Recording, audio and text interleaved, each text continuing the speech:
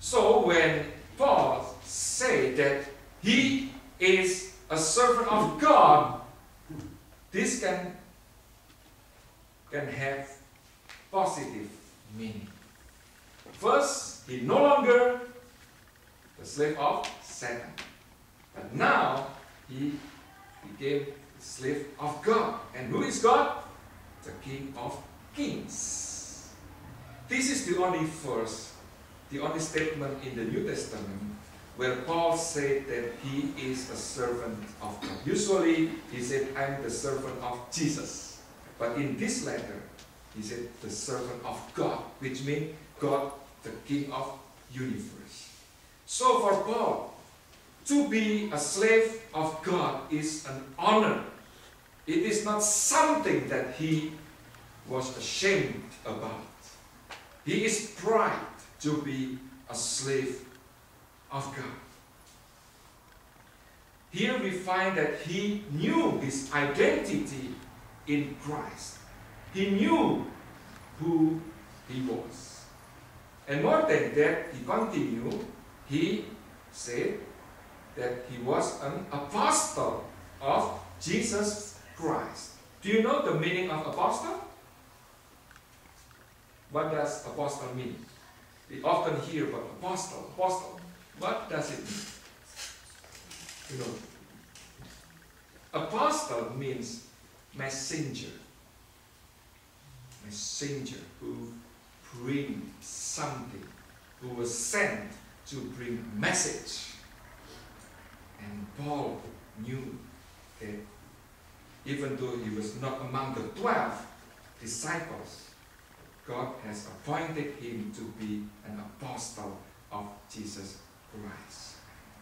It is clear here that Paul knew who he was in Christ. He was a slave of God. And he also an apostle of Jesus Christ. Let me ask you, do you know who you are? If somebody asks you, Timmy, who are you? Can you answer it? And this is not only for Timmy, but for all of us. When somebody asks you, who are you? You know that today, many people don't know who they are. They're confused. They don't have identity, especially the young people today. That is why they just go with the flow. Where majority go, they will go. What majority do, they will do. And this is dangerous. If they don't know who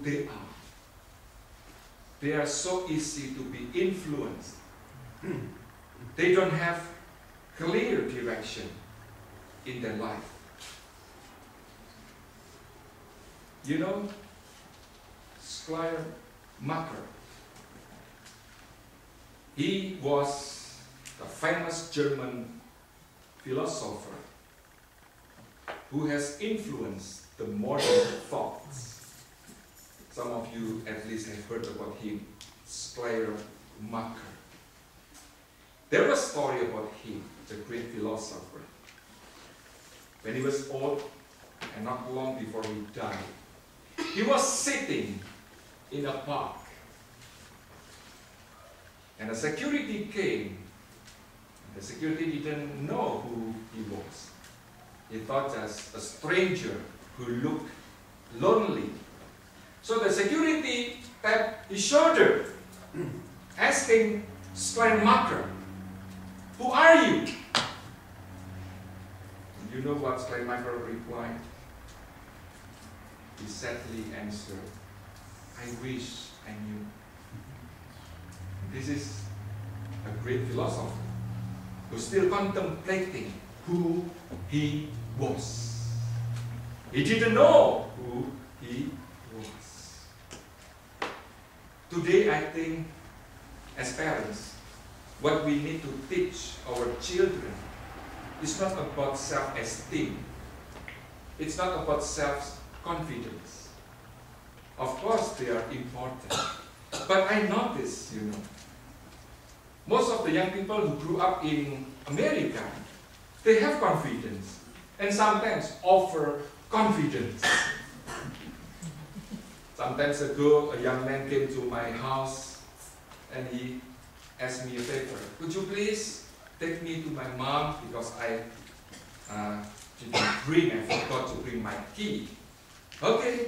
And I asked him, do you know how to get there? Oh yeah, I know. I didn't have GPS. So at least if he didn't know, I would print, from maps.yahoo.com, But he confidently said, I know how to get there. It's just about 10-15 minutes. Okay, let's go. And I found out he didn't know how to get there. He told me, turn right. Okay, turn right. Oh, no, turn left. Okay, turn left. It took almost 1 hour to get to this mountain. In my heart, I said, okay, it's better you told me that you are not familiar, so you don't, waste my time. Do you know when there was kind of test among American students and Asian students, they found something interesting. The first question was given to them. The first one is, are you consider yourself smart? And do you know the answer? Most of American students say yes. Well, Asian students say, not really. The second question, are you good in math? Once again, the American student mostly said, yes, I'm good in math. Again, the Asian students said, not really. And then they give real test, math. Do you know the result? Most of the American students who say they are smart, they are good in math. But the Asian student who consider themselves not as smart student, not very good in math, they have 80 above, most of them. So as I study counseling and psychology, I realized that what I need to teach to my boys, to my sons, are not about self-esteem. It is important, of course, but more than that, self-identity in Christ. When you know who you are in Christ, you will have confidence. When you know who you are in Christ, you know what to do. Like Apostle Paul, if you read from Philippians 4:30, you know that verse? I can do all things, not period. Because if he just said, I can do all things, period, please talk about confidence, overconfidence. But still, through Christ who strengthened me. So for young people, if you know who you are in Christ, you will have confidence, right confidence, not overconfidence.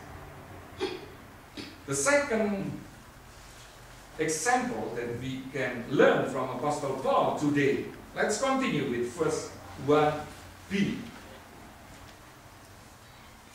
Paul, a servant of God and an apostle of Jesus Christ, for the faith of God's elect and the knowledge of the truth that leads to godliness. The word faith here in verse 1b is not our confidence or trust in God as we see, for example, in Ephesians 6.